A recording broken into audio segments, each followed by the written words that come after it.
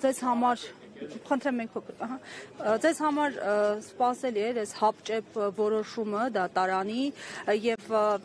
եթե ծանոթ եք մեղադրանքին, ինչպես կգնահատեք։ Շնորհակալություն հարցի համար, հարցին երկու պատասխան ունեմ,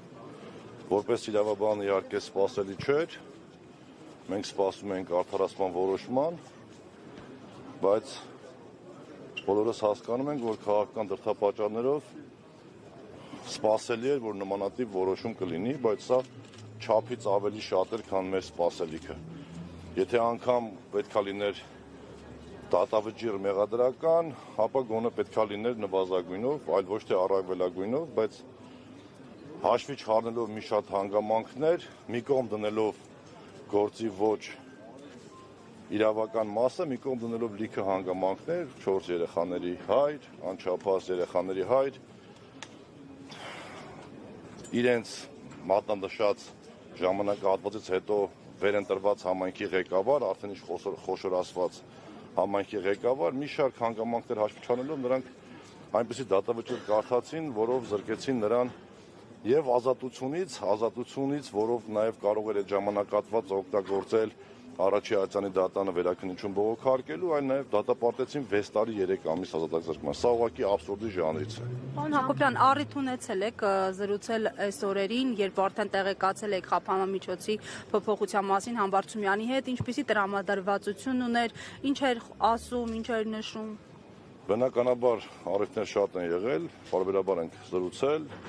կախված աշխատանքային, նաև մեր հետագա ներկների մասին։ Քմծիծաղով եւ հեգնանքով են նայում դատավճռին, զարմացել էր, որ իրեն ճանաչողները մտածում էին, որ կարող է նա որևիցե մի պահ, մի վայրկյան մտածի, որ կարող է փախնի եւ դիմի փախուստի, եւ նա վստահ է, որ իր պայքարը հասնելու է հաջողության եւ հաղթական տրամադրությամբ գալիս է Հայաստան։ Մարդը գիտակցում է, որ գալիս է Հայաստան եւ ունի դատավճիռ եւ գնալու է նստելու 6 տարի 3 ամիս ժամկետում։ Դատավճիռի հրապարակման ժամկետը որոշեցին, որ նա պետք է պատժի։ Ժողովուրդ, ըստ իս չէ, ըստ յուրաքանչյուր խելամիտ դատողություն ունեցող մարդու հասկանալի է, որ նրան մեկուսացնում են առաջիկա բոլոր ընտրական եւ քաղաքական գործընթացներից։ Համբարձումյան Դավիթը Հայաստանի Հանրապետությունում կարևորագույն ֆիգուր է հանդիսանում, թե համապետական, մի կողմ դնեն վարչապետի թեկնածուի կարգավիճակը, դրա մասին կխոսեն եւ կազմակերպիչները եւ առաջադրող քաղաքական ուժերը, մի կողմ դնելով դա ինքը մեծ ուժ է ներկայացնում Իրանից համապետական ընտրություններում։ Բնականաբար նման մարդ, նման սկզբունքային տղեն չէր կարող ուղղակի լիներ ազատության մեջ։ Ալեն Սիմոնյանը պնդում էր հակառակը, թե իրենց այսպես ասած ինչ է ներկայացնում, մոռանալով հավանաբար, որ Դավիթ Համբարձումյանը արդեն առիթ ունեցել է ապացուցելու իշխանությանը, թե իրենց ինչ է ներկայացնում եւ չի պարտվել իր համայնքում։ Ալեն Սիմոնյանին եւ դրանց շարքերում ժամանակավոր կամ մշտական տեղակայված մարդկանց չեմ ուզում մեկնաբանել։ Նրանք շատ լավ են ճանաչում Դավիթ Համբարձումյանի տղամարդ տեսակը եւ բնականաբար այլ բան չունեն, քան ստով կերակրելու հասարակությանը, Facebook-յան հասարակությանը ստով պետքա կերակրեն եւ այսօր թե երեք ինչ-որ ի պատասխան Համբարձումյան Դավիթի տեսանյութ է հրապարակել, որտեղ որևիցե բան չի ասվում հանցագործության կամ ինչ-որ իրավախախտ լինելու մասին։ Ժողովուրդ, ես լինելով Համբարձումյան Դավիթի ընկերը, լինելով Համբարձումյան Դավիթի առաջի տեղակալը, վստահեցնում եմ ձեզ, որ այն ինչ կատարվում է ուղղակի ծիծաղալու է։ Չկա բարոյական եւ իրավական որևիցե կողմ։ Պարոն Սարգսյան, դուք ստանձնեք։ Ես Հակոբյանն եմ։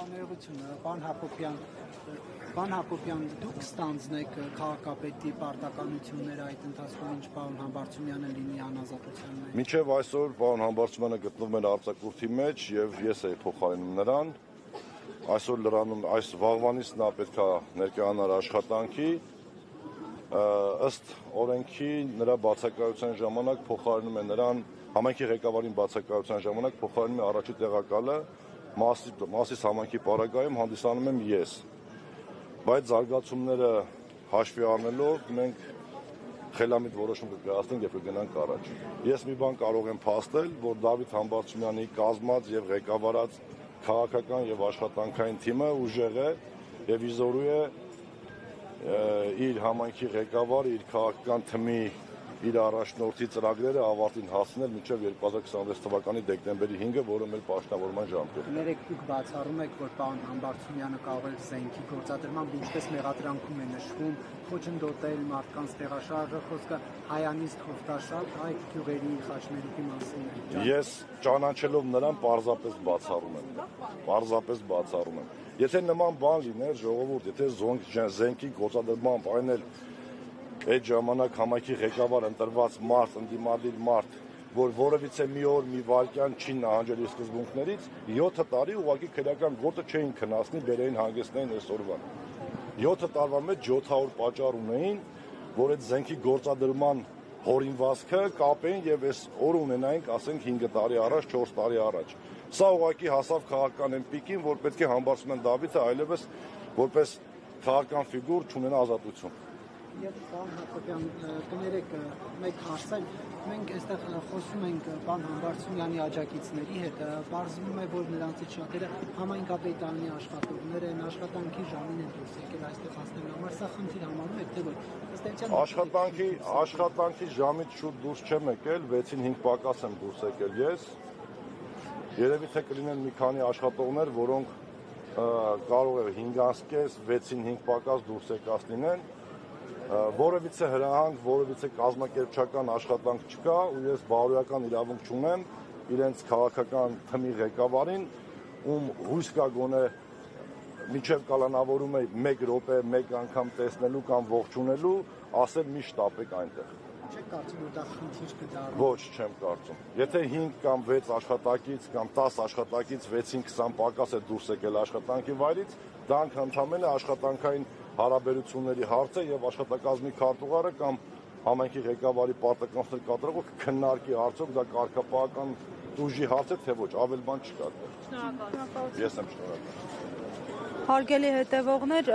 այստեղ աջակիցների թվում նաև բազմաթիվ երիտասարդներ են, Մասիս համայնքից երիտասարդ կա, որը ցանկանում է անդրադառնալ Համբարձումյանի կալանավորման դրվագին։ Խնդրեմ նախ ներկայացեք եւ